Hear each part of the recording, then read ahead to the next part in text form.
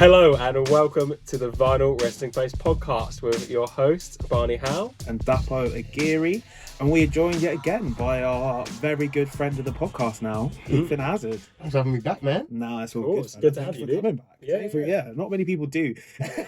Very special. We're seeing them all. Yeah. We're like, oh, do you fancy another one? No. No, Where's the money? What is enough? What is enough? We're going to go back to the classic format today. Yeah, you didn't get to do a vinyl resting place proper. You did a little vinyl countdown, which was fun. So we're going to get into the depths of your music knowledge now. We're giving you the free rein.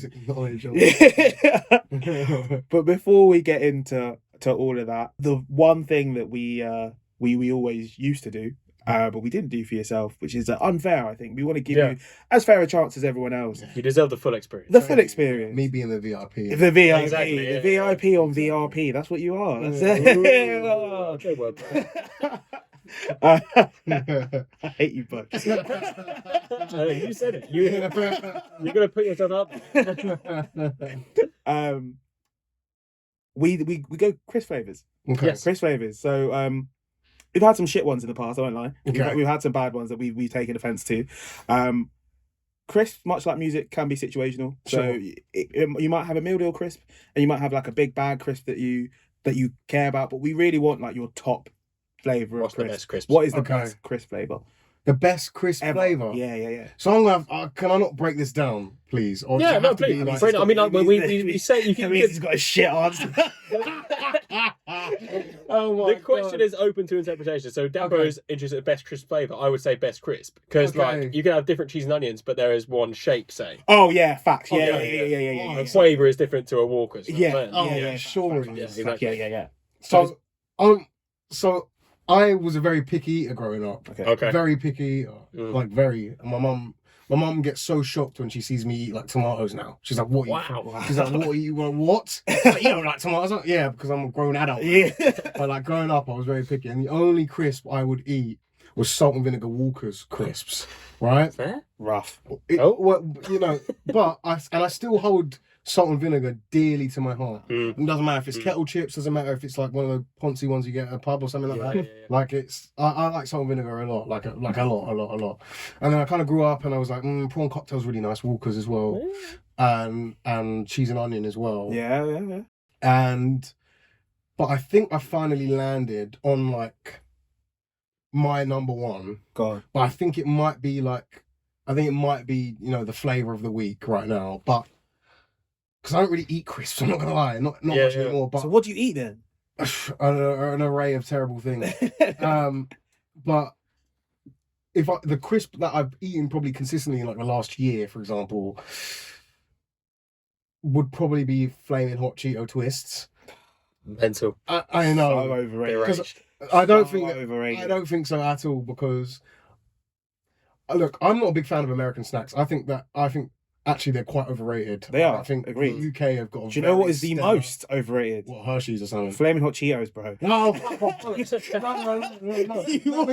no. It's not just Flaming Hot Cheetos. I'm talking about the twist. The twist, yeah, I know, twisty yeah, one, 'cause yeah. The texture is kind of like a. It's kind of like a what's it mixed with a monster texture. Yeah. Oh, But then it's got like okay. the Flaming Hot Cheeto kind of Dust on The it. twist gives it a little Yeah. bit. You know, Barney has it. It's like ridges, so like Yeah. more surface area to cover with the flavour. Exactly. Yeah. Hey, So every dust little is nook and packed in. cranny. Yeah. When it gets to the bottom, when it's all like some of the crumbly ones, Yeah. where they're just covered in the dust. Get the fuck out of here. That shit is so nice, man. So right now, those are my number one. But Okay. I mean, if I'm talking all time, it might just have to be a standard Walker's. One of those three French onion, cheese and onion. French onion. Wow. He's a preachy boy now. French onion. I've lived all over the world, mate. You know what I mean? You learn a few things. But yeah, and I'd be cheese and onion, salt and vinegar, or prawn cocktail. But right now, it's the Flaming Hot Cheeto twist. That's fair. Yeah.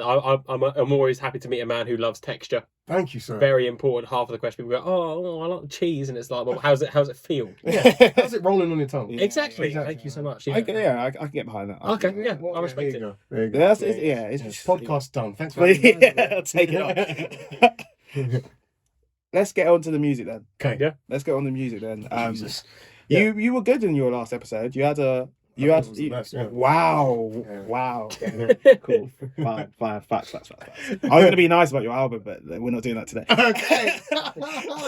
That's so good. All right. No, but in all seriousness, we would be really interested to know what is your Vinyl Resting Place album. For those who don't know, Vinyl Resting Place album is that album that you take to the grave. The album that, regardless of kind of time it came out, where you were, just sticks with you, resonates with you. Some people that's musically, some people that is emotionally. It reminds them of their parents. It reminds them of a time in their lives that they really enjoyed. Okay, that was the question then. That was the question. All right. I feel like my answer's already changed. Oh really? Head, Oh wow. In my head, I feel like that's so. Context: we asked Ethan to give us one album. He came back with 3, which is normally a cardinal sin of our podcast. We were like, no, we're gonna let it. We're gonna let. He's a friend of the podcast now. We're gonna let it ride. We need to know. But is there one that that sticks with you? Like it could be just your favorite album. It could be something that has that sentimental value. I'm gonna stick to my one actually. Right, now cool. I'm thinking. Now I thought about it. We'll talk honorable mentions later. We can Yeah, definitely. Yeah, for sure. Yeah. So you want me to say it? Please? No, I mean. Oh, okay. It's If You're Reading This Is Too Late by the man himself, Drizzy Drake. Yeah, that's the album that comes. I with love me. that. That's the album that comes with me. Yeah. It's the first Drake mention on the podcast. It is the first Drake mention on the podcast. Mm-hmm. With good reason, but we'll get into that later. We'll get into that later. Yeah. The next question, quite simply, is why? Why is it your Vinyl Resting Place? Because it was the soundtrack to my life when I finally felt like I had a place where I belonged, and that might sound very cliche, but it came out after I left our secondary school that we both went to together, and I don't think it's a secret between our friends that I fucking hated that school. And then I went to the Brit School in Croydon where I studied theatre, and I felt like I belonged there. And it was the first album that I listened to while I was there, like entirely. And I would listen to it every day to and from the Brit School, to a place where I fucking enjoyed life so much. I loved going to Brit every day. It was the first time in my life where I felt like I could go to school and enjoy it. Like there was people there that I wanted to see, not to say Raw. No, but I would just say because there was. I love you, Dan. Yeah, I love you so I hear much. it. But like that, like I didn't have no problems with people at Brit. Like I felt like I didn't have problems with people at our old school, but I just didn't fucking like a lot of people just because they weren't really my tribe. So it was the first time I was going to school every day, seeing my tribe, enjoying being at school, enjoying like education. I didn't even see it as education because it was what I wanted to do. I'm an actor, so I was acting every day, and that for me was golden. So it was the happiest I ever was as a teenager. My entire childhood, it was the happiest I've ever been. And that album was the album I listened to every single day, going in and leaving, even at lunch. And it resonates. Every song made me feel like I was in a movie because I felt like it was my coming of age time where I was becoming like myself and feeling comfortable with being who I am and talking the way I want to talk and dressing the way I wanted to dress and and just expressing myself. Yeah. And I think a lot of actors may feel this, but when you listen to music and film are so intrinsically connected. And I think actually, to be fair, you don't have to be an actor to know that. I think if you just enjoy film or enjoy music, you know that. But when you're an actor and you want to be in films and you want to be in theatre and you want to be on TV, you can't help but listen to music and feel like, oh, imagine me playing a character that's doing something in this moment and this song is playing. And for some reason, that album has got many moments like that for me. With If You're Reading This Is Too Late, many songs are like two-parters where they have like breakdowns in the middle, and And for me, it's kind of like I always saw that like a shift in scene, a shift in story, a shift in how the movie or film may progress. And I don't know, like, I don't think many Drake fans would agree with me, or maybe many music fans would agree with me, but I find that album incredibly cinematic and incredibly like visceral in its heartbeat. Because he speaks a lot about his upbringing, more so than he's ever done in a lot of his work, and talks about like his times being, you know, on Degrassi, and his times being growing up in Toronto, and, you know, him being a mixed race guy in like a very dominated black American space and he's a mixed race guy from Canada. So yeah, and also crucially, which I have to say, I got to shout out all my boys from Brit, my All Set 413 boys. This was our album together. Like, we listened to it together, and whenever this album comes on, whenever a song comes on from this album, it is truly like a representation of my best pals from that time, and that I'm still close with now. Like, we've all got matching tattoos, and like, that is some real deep brotherhood shit. Like, this is like deathbed shit. Like, people that will look after my kids if, God forbid, anything happens to me. Same way, God forbid, if that happens to them, these people will be in my life forever. So, and that is the album that completes us. That's the album that completes us. So yeah, that's my album. That's amazing. Season 3, baby. Yeah. This is that is a real vinyl replays Yeah, answer. I mean, the double whammy of coming of age and community. Exactly. Tough to beat that. And like, I really resonated with the sense of belonging. Like, that is, I think, one of the most powerful things that music can do, because we always say like there's that element in music where certain times what you are thinking or where you're at can't necessarily be like portrayed in a coherent way, and suddenly you just hear a track or a album or a song or whatever it is, and it explains everything. It suddenly, what was jumbled up is all clear and is a straight linear space, and it's really beautiful to hear, and to be honest, quite interesting that it's come from this album, because I would never ever say that this is like an album that you would relate to kind of more of the emotional sides of things. Like, it's not that necessarily like, I don't know, introspective as a piece. Like, it's great music, and there are elements of that maybe softer side of Drake in it, but you wouldn't necessarily say, okay, yeah, I can really see how this relates to someone finding something or someone finding themselves. Like, it's not that. That's not what the music is intended to be, but it's the soundtrack to that time, and then it suddenly becomes it's flipped on its head for you. It's become a totally new body. It's something completely different. Oh yeah, I think of course there's like a real bias for me, because of where I was at in my life when this album dropped. But I think you'd actually be quite surprised about how introspective it actually is. I think sonically, I don't believe it's, you know, up there with, you know, what we was talking about last time about the Kendrick albums that have been listed. But I think emotionally, actually, like, in actual, like, true Drake form, he does a really clever thing of making a song that sounds quite shallow or transparent and adds like really, really deep body to it. Like, for example, like there's a song where he's talking about it's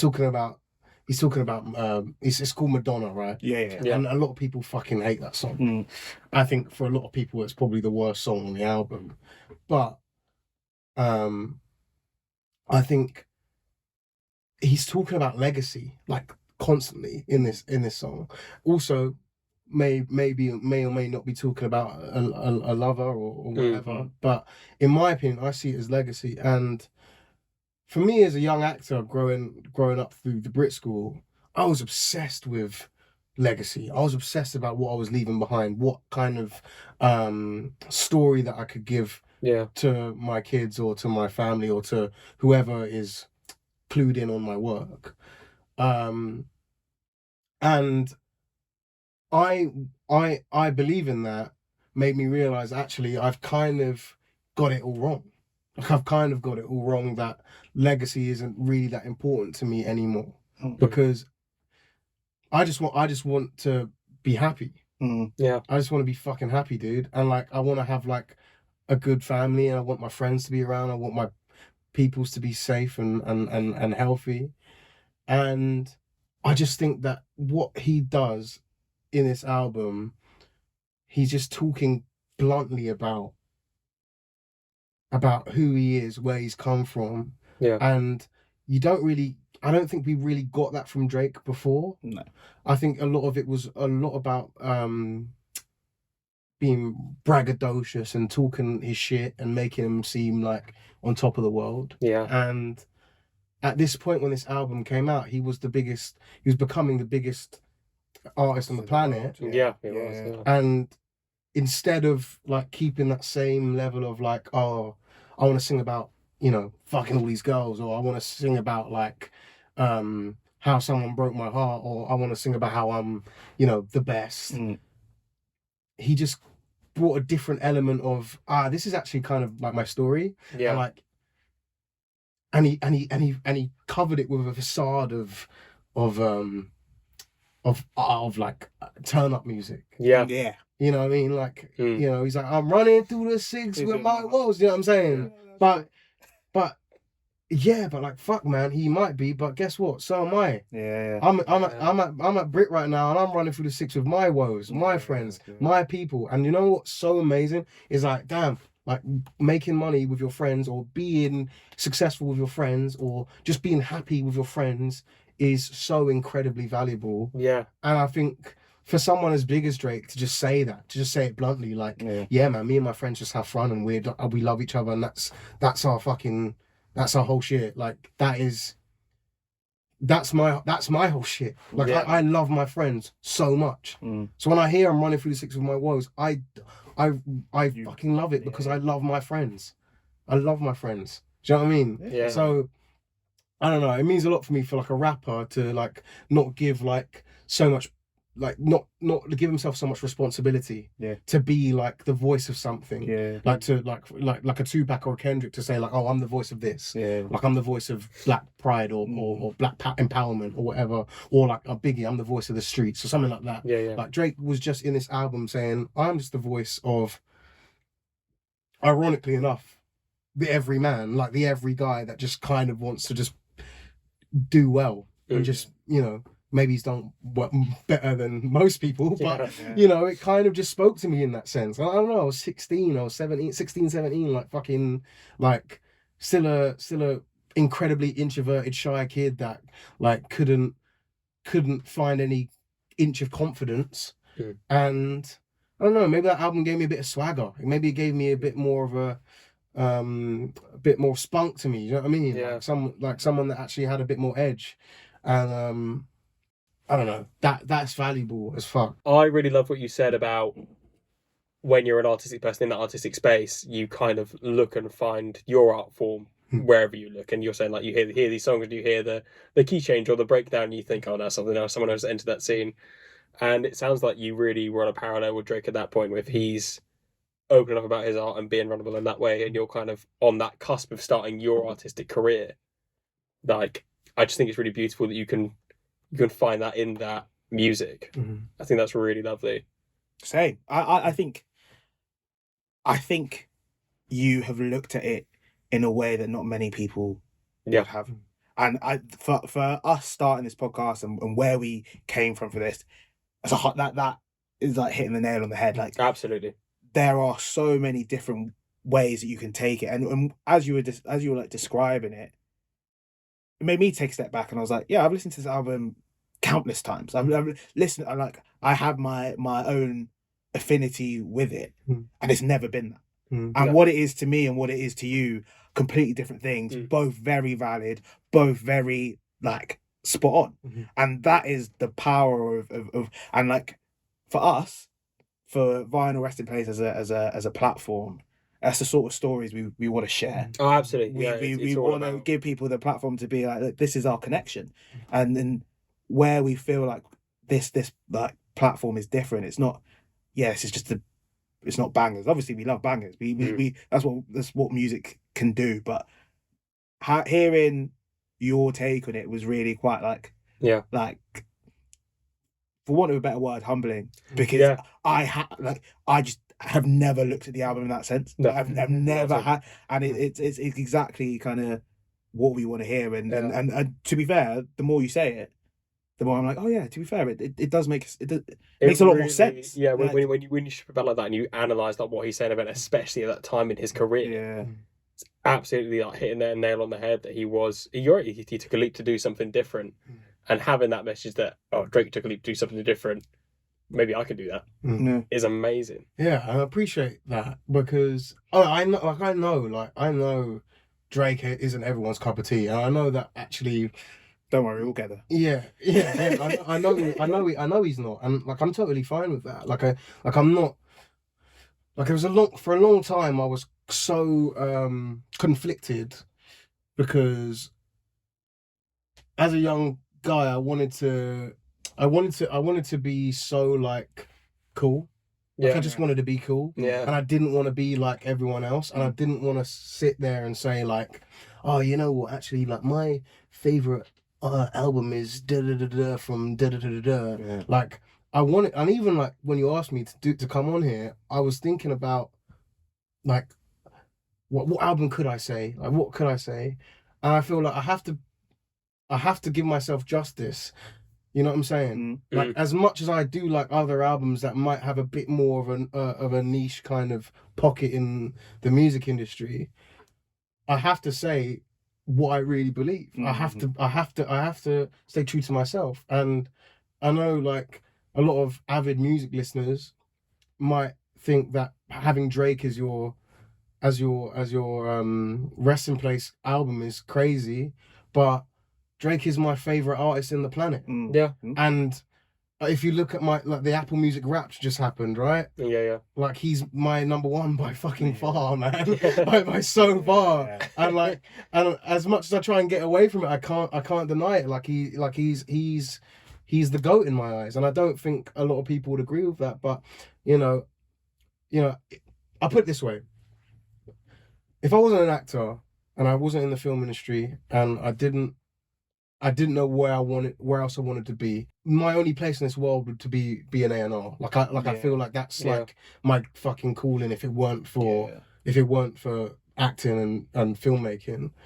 And I love all types of music, classic shit, classic A&R shit, but I love all types of music. But like I love listening to anyone and anything.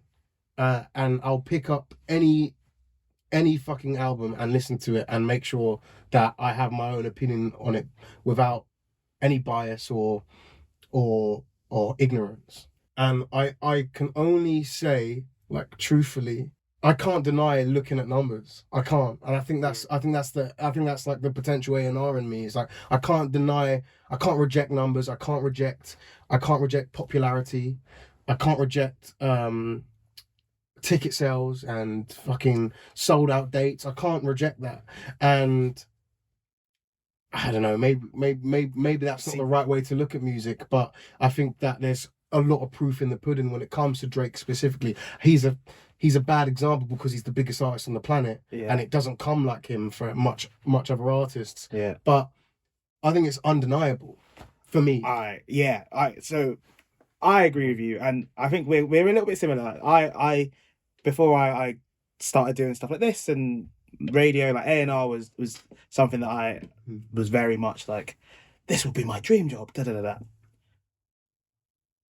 I disagree with you wholeheartedly about the kind of commercial side of things, because I don't think that commercial viability is not synonymous with quality. Right? No, not at all. So and this leads us quite nicely into our next question, which will be whether this is a good album or not.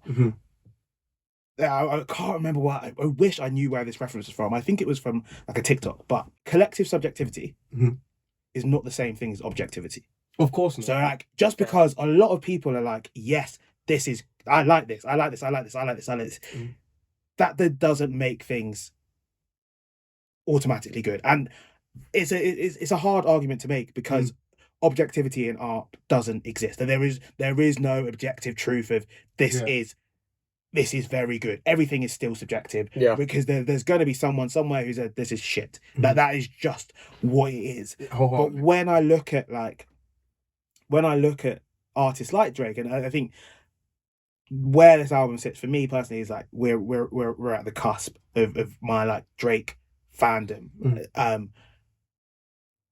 There becomes a point where music is put out just for sales, and there is nothing wrong with that, and that is a very valid part of what the industry is. But the idea of like quality and making it really, really good gets lost in the idea of, okay, what will sell and what will fill out festivals or what will fill out a stadium tour. Like those sorts of things become more important than like the purest form of music. Of course. And that is it's such a it's a gassed mentality. It's like an ego thing where like, oh yeah, well, I know real music. It's not necessarily about real music. It's just more like even the artists themselves. Like Drake releases so much music. Yeah. There is no. We were saying it off camera. I can't remember when, but we had it was earlier today. Yeah, it was but... we had the conversation. We were like, there's Drake released 3 albums this year. Yeah. There's no way he likes every single song on that album. Yeah. He didn't write half of them. Like he was like he's gone from being the core central piece to being the performer. Yeah. He's the puppet for all the rest of the commercialism that comes through him. Like he's the mouthpiece. Yeah. And which is great. Like more power to him because like you say, he's the biggest, one of the biggest artists in the world. But it kind of dilutes it for me. It doesn't feel like so. It feels like it cheapens it. Yeah. I think I do agree with what you're saying in terms of that, but that is current Drake. Agreed. And that is not. This album came out. What was it? 2015. 15. That's why I say it's on my cusp. And I have a very hot take. And I'm going to ask the question to you first before I make my hot take. Do you think this is a good album? Yeah. Okay. I think it's his best album. Barney, do you think it's a good album? I don't think I did think it was until you kind of explained it. I think that there's always an element, obviously anyone who's gone on this podcast has said this album means a lot to me because of this, and sometimes it's a case of people seeing things in the songs. Yeah, sure. And sometimes it's a case of them actually being hidden in there. And as you were like saying those lyrics to me, like they suddenly made sense, and the sun comes up over that landscape that's kind of been a bit clouded for me before. Like, I'm not the biggest Drake fan, I'll say that off the top of my, like openly and easily. But like, there is some very intelligent stuff within here. I don't think I'll never go to a Drake gig. I'll never back him that highly. But I think this probably is the smartest Drake I've ever listened to. I haven't listened to the 3 ones he's released this year. But like, I do think it's intelligent. And I do think it has that level of emotional vulnerability and connection. Even the title, like if you're reading this, it's too late, is very much like a call out. It's much more in depth and it's not money and bitches. It's different to that, and I think it does deserve some credit for that. I wouldn't say it's an unbelievable album, but I would say I do actually rate it. I think. I just want to also as well quick disclaimer: when I talk about numbers, when I talk about popularity, that's the last of my beliefs. Yeah. I want to make that clear. I don't think I'm someone who follows hype. Maybe someone listening might disagree, but I think why I say that is because of Drake's like incredible like level of notoriety that's not been seen for many years. Really, like I guess maybe the last person you could say that about is maybe Kanye. Yeah. And I think actually right now Drake's surpassed him, like in regards to streams and all that. And as here I go bring out numbers, but I'm a student of Drake's game now. Like his formula, the formula that he uses to make music is coded in my brain, and I guess I'm more susceptible to enjoying his music. Which is interesting enough because there's not really any artists like Drake that I kind of like, other than him. But then I don't really think there is much artists like him anyway, if you think about it. There are. I hear you. I do hear you. Like who? No, I said that there aren't. Oh yeah, there aren't. Okay. He is in a bit of a category of his own now, and but it is very formulaic, and I think this is Drake's first bad album. My hot take. His first bad album. So I don't think Drake has made a good album since Nothing Was the Same. Really? I always listen to them. Every single album, I at least give it like 1, 2, 3 listens. Okay. I just think, right, it feels like the formula's there, right? It feels like he knows, and he's got the most talented team around him. They know where the world is at a particular time. They know where Drake's fan base is growing or diminishing or whatever, and they bring out the album for the time. And it just goes off. It does its numbers, and even if it doesn't hit to the levels that they want, it doesn't matter because he's got another one coming out in 6 months. Okay. And and I feel like the disparity between from Thank Me Later to Take Care to Nothing Was the Same. I was locked in. I was there. I was like, this guy's a living legend. Take Care. Take Care is so good. It's amazing. It's an unbelievable album. Like it is. I think it's stunning, and it was ahead of its time. Yeah. And I'm on the fence. It's either his last good album or his first bad album. If you're reading, right? Okay. Because this is what I'm saying. It's right on the cusp where I think it was the first one where he unlocked the formula. He knew the criteria. He ticked the boxes, and it blows. Like it broke records. It was just doing everything. And I think maybe I am being harsh because I don't think it's a bad album. I don't think it's like abysmal and terrible and unlistenable. And all his albums since have always got like a couple of tunes where you're like, it goes off. I mean, I can't like Views had fucking 700 number ones. Like, I said about that. I think Views kind of breaks your. No, Views is exactly the problem with Drake. But it went so well. Yeah, no, there were bops on it. Huh? I like Views. They all do well. Drake does numbers. Drake, but it just ticks. He's got it. It's like Ed Sheeran. He's got it patterned, and he just does it. He doesn't think about it. The core essence of them as an artist doesn't exist anymore. It's like, okay, I just don't think that's true. Yeah, I think they've changed their core essence into the market. Like, it is it's Drake music now. No, it's not. It's the market music. Because he did Views. He did Views, and he did KMT, bro. Because he knew it was taking off in the UK, so KMT comes out. Yeah, I get that. Or More Live, sorry. KMT was the gig strap. Yeah. Where he just did Whipping Excursion. Yeah.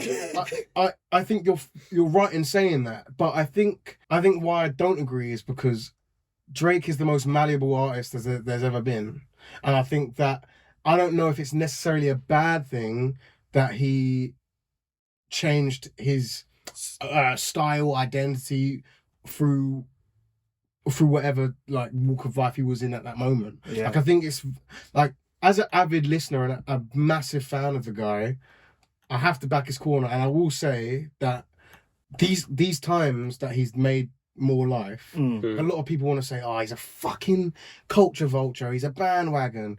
But if you knew Drake, and if you were in tune with him, he had been fucking with the UK for about 5 years prior. He's not doing it to that bandwagon, but he just knew because he was bumping it, because he was respectful and a fan of the culture, the art form that the UK was developing. He knew what was coming. Like he saw the explosion that was going to take place or was taking place, and he got ahead of the curve. He's like he's the guy who bought the first Bitcoin, and that's is that a bad thing? Yeah, I feel like you're making him a problem because of his success. Like he's done really well in the UK and the US, but like why is Like, why can't he be just a bit ahead of the game? Why can't he be intelligent enough to think, oh, maybe I'll buy a Bitcoin? It's not me diminishing his intelligence. Right. I think he's one of the most like savvy, calculated musicians, business people ever. Like, that's not my point. I just think he's done all that at the detriment of the quality of his music. I think that's your opinion, for sure. But now I look at his album list now. There has definitely been a fall off in quality, in my opinion. Like, I'm not denying that. Like, but when you think about being at the top of the game for 10 years, no rapper's ever done that. It was only ever going to happen. And I just... he doesn't need to release 3 albums in a year. I don't think time though. But I think he looks at music a bit differently. Yeah, he does. Like, I think he just enjoys releasing tracks. And I think he just enjoys trying something new. And I think like for example, Honestly Nevermind, right? That was the dance album that he released, right? Some people think it's dead. People love but for me, like I've always known house and funky and dance throughout my life. But that was like, that comes out in the summer and suddenly I'm like, ooh. Like, you was at Bicep the other day, and like, I'm like, oh shit, I was introduced to Bicep through this shit, through Honestly Nevermind. So if he's a martyr for his own art, that he has to, you know, give a gateway to a new thing, like the amount of people that he's put onto WizKid, I appreciate the amount of people he's put onto Popcar and the dancehall shit over in Jamaica. Okay, maybe the music isn't true dancehall or true dance music or true Afrobeat, but what he has done, he's put a platform for people that wouldn't necessarily be able to. He's using it for good. I don't know, mate. Maybe I'm giving him way too much credit. No. There'll be people who fight your corner as well. I imagine you can get high without calculating that kind of thing, though. I don't think that's ever an accident with him. Oh no, definitely not an accident. Definitely not an accident. So, what's your favourite tune on this album? Star 67. Wow, that was very confident. I like that. I appreciate that. Star 67. Oh, I like all of it. I thought you were going to be like a. What do I say? No, Star 67. Barnes. I mean, Star 67. I'm going to say Know Yourself. Yeah, to be fair. Yeah. I had a little scroll there, but I did have that. But if there's one thing I know about Barney, is he loves that #1 song on Spotify. The one that's got the most listens. You're on my mainstream. My dream of becoming the most average man of all time. I post every day. Know Yourself would have been up there. I think my favourite is Now and Forever. Banger. That's probably my third or fourth. It is a beat. It is a beat. It's such a fucking tune. Why Star 67 though? There's a point where the song breaks down and he sings, "Now I'm blowing up, we need an old thing. Blowing up, yeah. My niggas really need an old thing, yeah. And I just, whenever that shit comes on, gas it. It doesn't gas me, man. It makes me feel like I'm sitting, like standing on a skyscraper, and like it can go either way. Like it could be like I look down on my kingdom, what I've made, or this whole thing's crumbling beneath me and it's the last time I see everything that I've loved. And maybe I'm reading into that so fucking deep. Maybe Drake is just like, yeah, I'm blowing up because I'm blowing up. But for me, the way he sings it, the way this tune starts as well, he's singing about his upbringing, about all of his boys. Like he's talking about like there's a thing in the song where he goes, I remember when Ethan was pushing that Subaru hatchback. Damn, that was way before hashtags or some shit like that.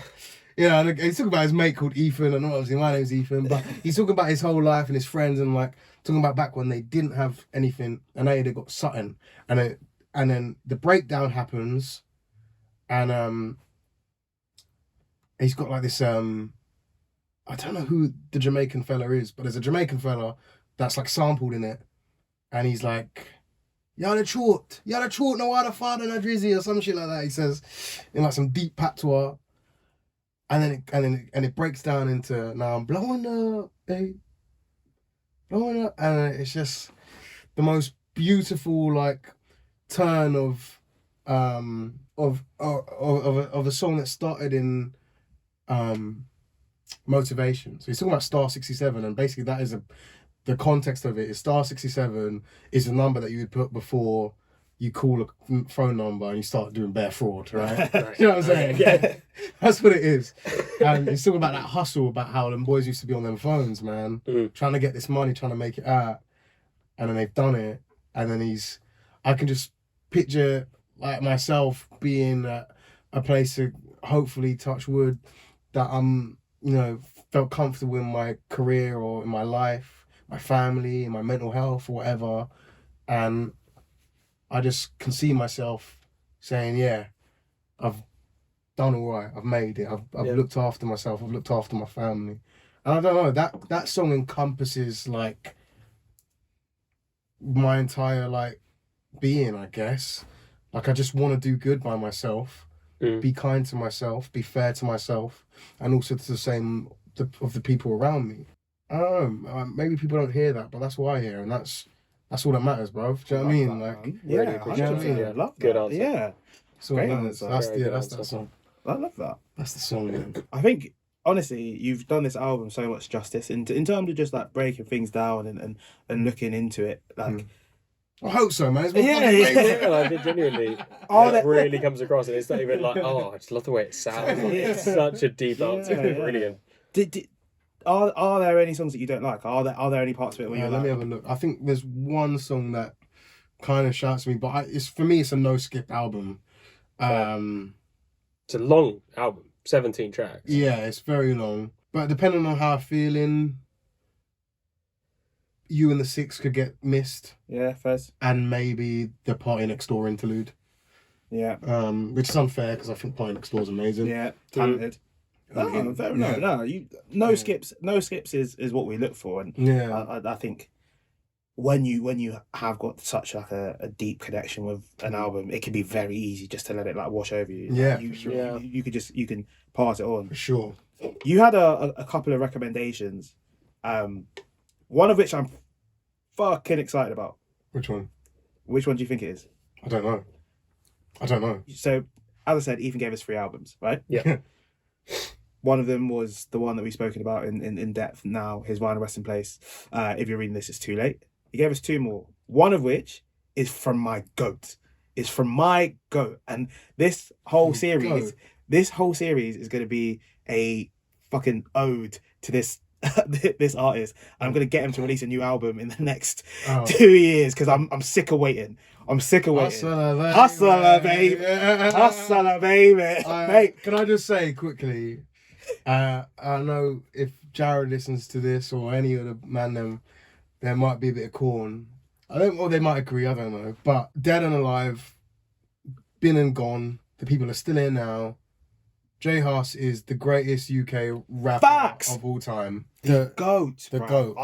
We're actually we've got an episode planned, which is the top UK artists, rap, grime. We're just putting UK rap in a big melting pot. I'm gonna throw hands for J Hus because he has not missed. Never. He has not missed. He created a genre. I don't want to get ahead of myself because this episode is still to come. But why Big Conspiracy? So going back to our Kendrick pod, I think the same reason why T-Pab or To Pimp Butterfly was the top of my list is the same for J Hus because you can see the same instrumental vision that that Kendrick had for To Pimp a Butterfly for this Big Conspiracy album too. Like you can tell a lot of it is live performance and a lot of it is been made purely by people that actually fucking love to play instruments. Yeah, you know what I mean? It's musicians' music. It's artistry. Fact. It's artistry, and with J Hus as well, I think there's never been anyone that we've seen in the UK that has so quickly found their own lane, I guess.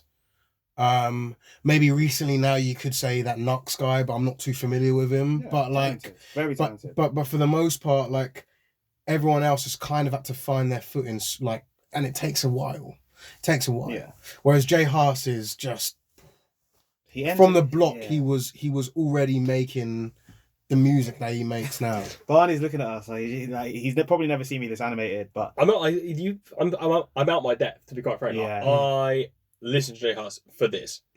I've done this album 2 times, once properly and once in the background. But to be fair, like Dapo said, you gave us 3 albums. 2 of them kind of slipped me by. This one I made a note of. So I think even on that like beginner amateur level, like, I do. Like I could tell, I can't articulate myself as well as you can. I don't know about music as much as you two do, but like I can understand that there's something special going on here. I can tell you what it is, so I can tell you that I like it. It's yeah. Also, just a prerequisite. Go on. I know it might be a mad hot take for me saying that he's the UK GOAT, but I genuinely believe it. Yeah. Maybe not right now because the body of work doesn't match up to Kano or Skepta or any of these guys, but or even Dave if some people or Stormzy, some people might want to say. But I'm telling you now, when J Hus is 3 albums deep, let alone 4 or 5, he will prove to everyone. Thank you. He is the best artist we've ever created. Thank you. I'm telling you, he's like 50 Cent mixed with Burna Boy, mixed with fucking like Kendrick, all in one. It's mad. It's mad. The guy is he might be coming back for this episode. He's like Lionel Messi, bruv. Like this guy's an alien. He's an alien. He's an alien. Mate, that made me so happy. That was, I can't explain, that was catharsis for me. Because I sit and hear people making these claims on a very regular basis, chatting about who's the goated this, who's your Mount Rushmore, blah, blah, blah, blah, blah, blah, blah. J Hus, he's so appreciated and he's got his flowers and he's still underrated. People do not understand how fucking talented this man is. They don't. They don't get it. They don't get it. And I would urge you, Barney, go and listen to his first album because I will. I made a note to do so. Common sense, like, could be like it could be better. Yeah, it could be either. It's flip of a coin. It's flip of a coin. That's right. Flip of a coin. It depends on how you feel. It's